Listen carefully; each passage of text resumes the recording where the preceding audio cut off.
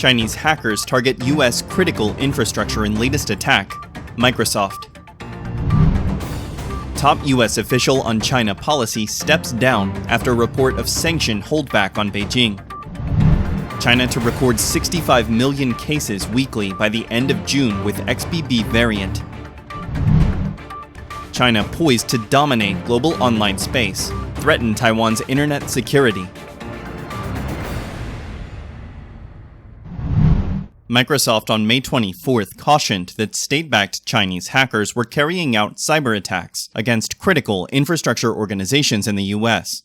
Microsoft said it had deleted a malicious computer code compromising a vast array of organizations, spanning the communications, manufacturing, utility, transportation, construction, maritime, government, information technology, and education sectors. The company singles out Volt Typhoon, an actor sponsored by the Chinese Communist Party behind the cyber attempts.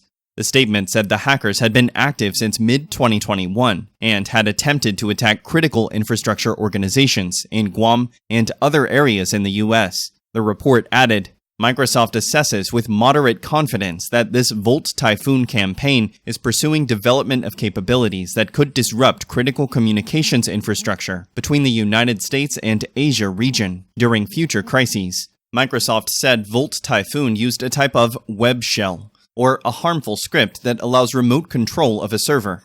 Home routers are especially at risk, especially older ones without updated software and security. In a different statement released on May 24th, the FBI, National Security Agency, and other US and Western security agencies warned that the Chinese hackers could use the same tactic against infrastructure networks across the US and other sectors worldwide. The agencies noted that the cyber attacks could reduce detection by using built-in network management tools to mix with normal Windows systems and avoid third-party endpoint detection and response products. Microsoft observed that Volt Typhoon may have tried to perform espionage and maintain access without being detected for as long as possible.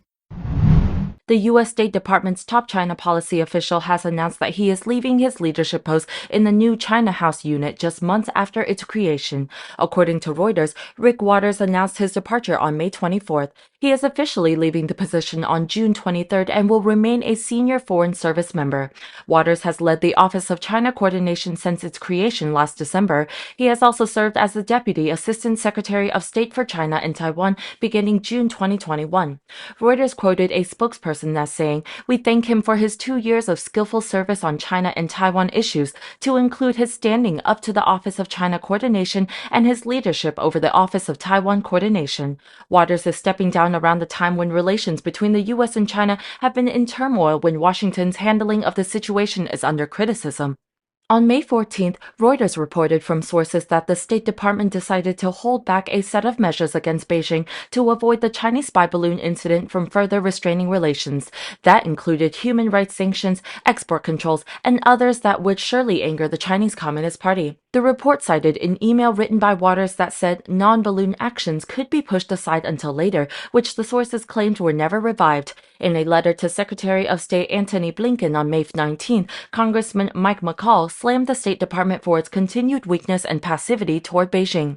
He stated, "For the U.S. to succeed in its strategic competition with the PRC, it is essential that it be willing to unflinchingly hold the PRC accountable for its aggression and malfeasance, and that it will be well organized and effective in doing so." Experts are anticipating COVID cases in China to peak this summer with a resurgence of cases spearheaded by Omicron variant XBB. Bloomberg reported from local media that infections in the country would reach 40 million per week by the end of May and reach as high as 65 million a month later. The publication noted that this estimated figure shows that the reemergence would be milder than earlier this year when China unleashed its unprepared community to the virus. At the time, China recorded around 37 million new cases daily, resulting in chaos in Medicare with scarce medications, overstressed hospitals, and crematoriums. Rajendram Rajnarayan, associate professor at the New York Institute of Technology, told Fortune that this wave would be invisible because there would be less testing and reports. While the world has been through XBB, he expects that China would fare worse considering the age of its community, immune status, and comorbid conditions. Rajnarayan warned that higher XBB variants moving into the country are likely to lead to the emergence of new variants. At least, the World Health Organization presently sees little threat from the strain.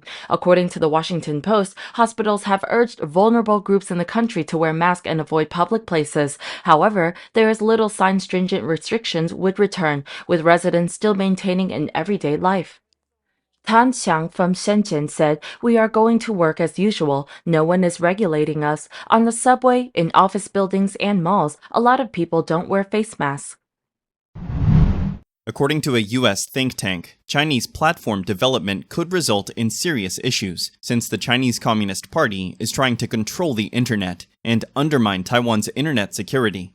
As reported by Taiwan News, Peter Raymond, a senior associate at the Center for Strategic and International Studies, or CSIS, shared his opinion about this problem on a May 23rd China Global podcast delivered by the German Marshall Fund of the US. In the podcast, Raymond said China wants to set the technology standards in the digital cyber world to influence internet governance and exert global, economic, military, and persuasive power. Beijing also promotes a digital governance model that calls for cyber sovereignty and control of operating infrastructure. It encourages each nation to regulate the flow of information between domestic and international domains. In an earlier report titled Re-Platformed Planet, Implications of the Rise and Spread of Chinese Platform Technologies, Raymond indicated Beijing's attempts to control its domestic internet infrastructure. Those efforts include building data centers, content delivery networks, and cloud services within the country. It then binds platforms to a tech stack frequently developed and serviced by Chinese businesses, while expanding its offerings. Economically speaking, if a nation depends on Chinese technology for its telecommunications and internet networks, it will rely on that provider for updates, modifications, and new compatible technologies, especially for developing nations. If China establishes internet standards, it can deploy its technology and fulfill its vision for internet governance more effectively. Raymond said, "If you can control the technology infrastructure that countries are operating on, it gives you enormous leverage and influence capabilities around the world." He also expressed concern about how this control would affect the military. It hands the CCP the ability to monitor communications, extract data, and even disrupt technology or internet access if necessary.